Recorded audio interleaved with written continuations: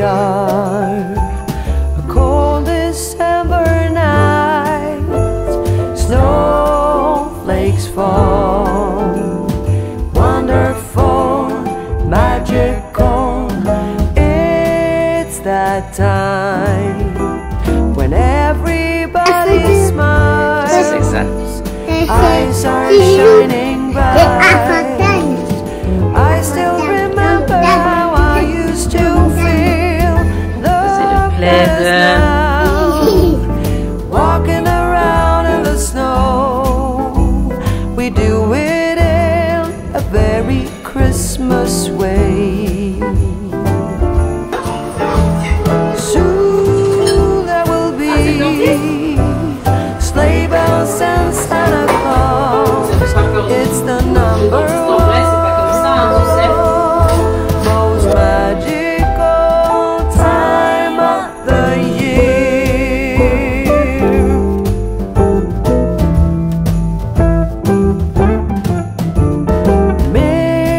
Mistletoe hanging everywhere, waiting to declare.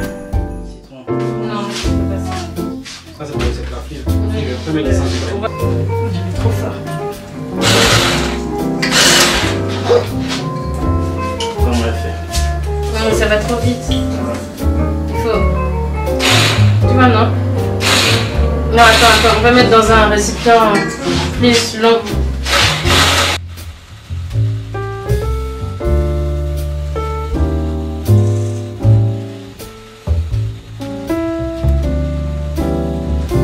C'est papa. Oh.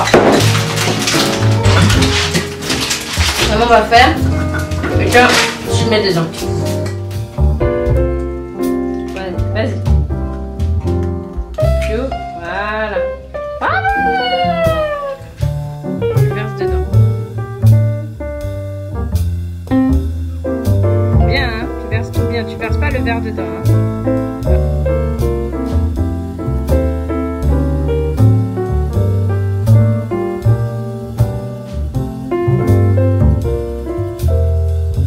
C'est 30 centilitres.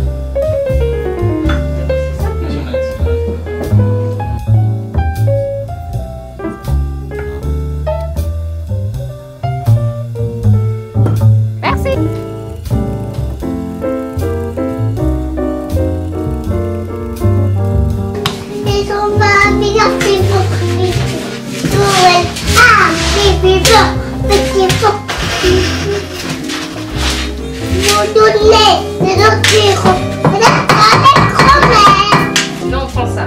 Regarde. Voilà. Voilà. Hop. Après, on enlève tout. On garde. Attends.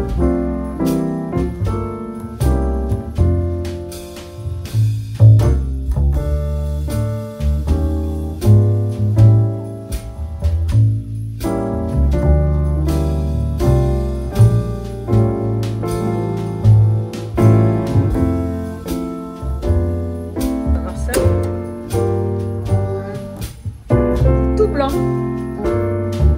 Oh, les biscuits dedans. Papi. Oui. Mon papy, Nona, nous, tout le monde. Une crèche. Ah bah oui, si tu veux, tu pourras ramener à la maîtresse demain. Les Cerisettes, je suis littéralement en train de monter le vlog que vous allez voir. Et en fait, parce que j'avais pas trop d'idées sur quoi je voulais parler. Vous voyez que là, c'est la fin de soirée. Je suis vraiment en mode, je vous publie et je vais dormir. Et en fait, je me suis dit que j'allais vous parler un petit peu de mon cheminement, des activités par rapport à Baby Cerise. Comme vous avez pu voir dans la vidéo, on a fait des sablés ensemble. Et ben, au début, c'était vraiment pas ça. En gros, moi, j'avais bien vu effectivement que il fallait pas que les enfants soient exposés aux écrans, mais à cause de mon histoire en quelque sorte, enfin le fait que pendant 2 ans j'ai été toute seule dans les 3/4 du temps pour m'occuper d'elle, je ne pouvais pas faire sans la télé, sinon en fait j'avais besoin de pouvoir avoir du temps pour pouvoir faire à manger, nettoyer la maison, faire le linge, etc. Et avec un tout petit bébé, je ne voyais pas comment je pouvais à la fois mobiliser son attention, parce qu'elle demandait énormément d'attention, et en même temps faire toutes ces choses-là. Donc du coup, bah oui, je lui mettais des comptines sur YouTube, oui, je lui mettais des comptines africaines, elle apprenait plein de trucs avec comptines en anglais, etc.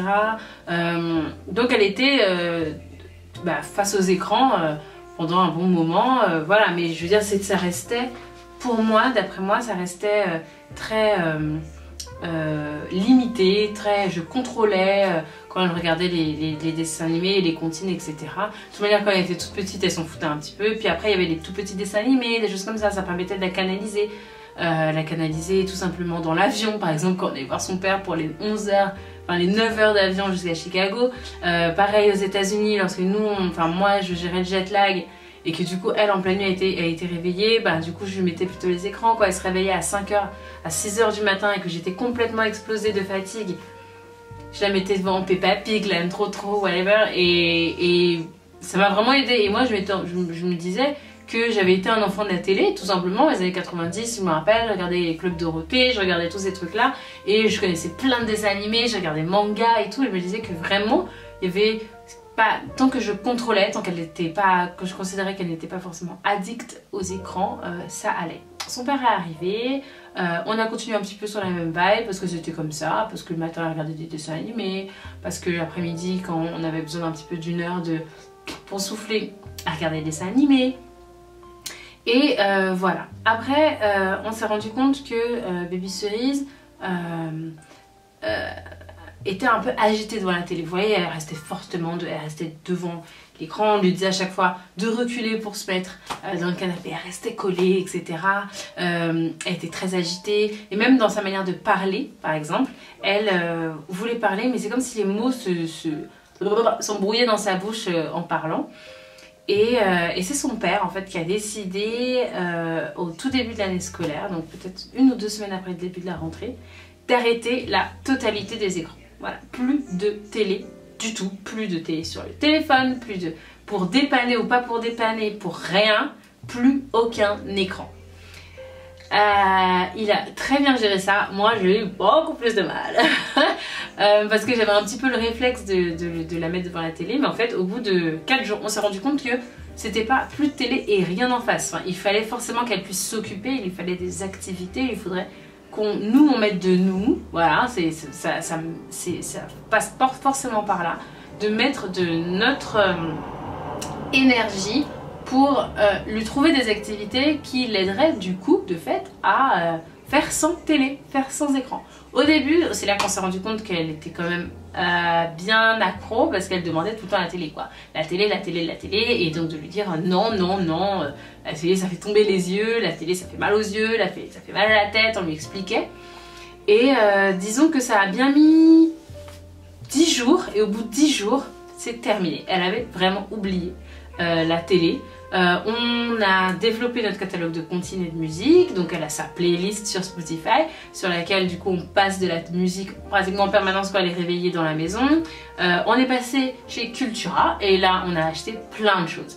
On a acheté plein d'activités manuelles, lui expliquer, donc on a acheté plein de gommettes, des gommettes brillantes, des gommettes multicolores, de toutes les formes différentes. On a acheté des grands calepins de notes, grands calepins de feuilles comme ça, de dessin pour qu'elle puisse dessiner. On lui a acheté des gouaches. Des gouaches c'est un peu comme des feutres sauf que c'est plus gras que la pastel et ça fait vraiment comme de la peinture et c'est hyper génial pour les enfants. Donc du coup on lui en a acheté démétallisé et décoloré, donc elle pouvait du coup utiliser. On lui a acheté quoi d'autre, plein de trucs pour pâte à modeler, des petites formes comme ça un peu comme des emporte-pièces pour la pâte à modeler, des rouleaux pour la pâte à modeler. Du coup j'ai fait une commande Amazon qui propose des prix pas possibles, enfin vraiment hyper intéressants, genre 35 € pour une quarantaine de pots Play-Doh, c'est juste génial. Vous recevez un énorme carton et vous lui donnez au fur et à mesure. Moi je lui donne un par-ci, deux par-là, voilà, en attendant si ça ne sèche pas. Et du coup ça lui a permis vraiment de développer plein d'activités manuelles. Elle adore la pâte à modeler, elle adore les gommettes. Il y a des gommettes partout dans la maison, mais du coup ça lui permet de vraiment pouvoir s'occuper. On a acheté également des puzzles adaptés à son âge. On s'est inscrite dans 2 bibliothèques différentes pour pouvoir lui prendre plusieurs types de livres. On s'est rendu compte qu'il y avait des podcasts de lecture de contes. Donc du coup, maintenant elle me dit maman, mets-moi Boucle d'Or, mais en audio. Mets-moi Le Petit Chaperon Rouge en audio. Et en fait ça a eu des effets extraordinaires sur notre fille, puisqu'on s'est rendu compte qu'elle parlait 1000 fois mieux. En un mois, son langage s'est démultiplié. Elle était beaucoup plus calme, beaucoup plus posée, moins agitée. Elle avait envie de découvrir tout un tas de trucs, etc. Et en fait, on s'est rendu compte que vraiment, on lui avait fait pas du bien, on va dire, avec les écrans. Après, ça arrive, il y a des fois, donc on fait vraiment des semaines entières sans télé, mais ça arrive où j'arrive à un niveau de fatigue qui est trop important et j'ai besoin en fait de la canaliser. Donc du coup, bah hop, je lui mets 30 minutes de télé et pour moi ça me permet de ranger par exemple le salon sans qu'elle soit forcément dans mes pattes, etc. Ça peut aider, il ne faut pas non plus diaboliser les écrans, mais 30 minutes par exemple par semaine, c'est largement suffisant en tout cas pour elle. En tout cas c'est la conclusion à laquelle on est arrivé.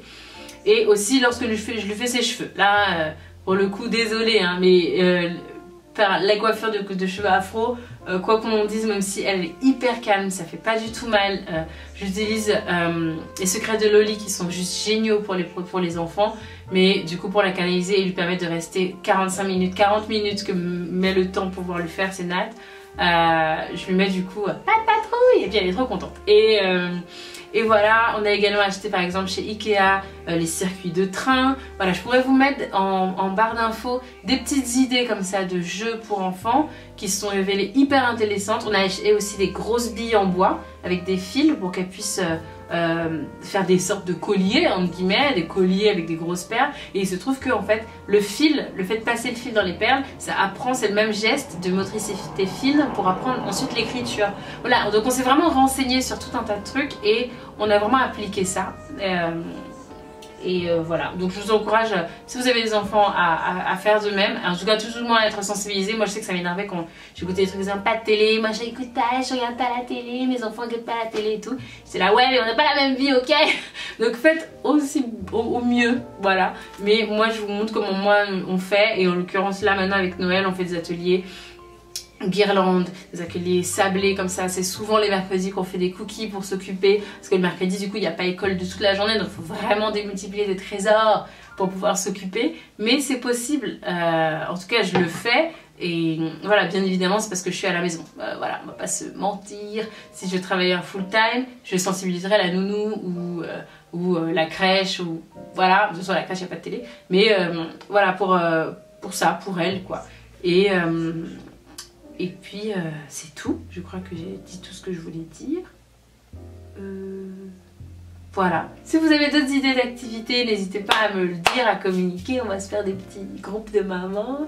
Et puis désolée pour celles qui n'ont pas d'enfants pour ce sujet très maman. Et voilà, c'est fini pour ce vlog, j'espère que ça vous a plu, je vous fais des trop gros bisous. Et à demain, bye bye.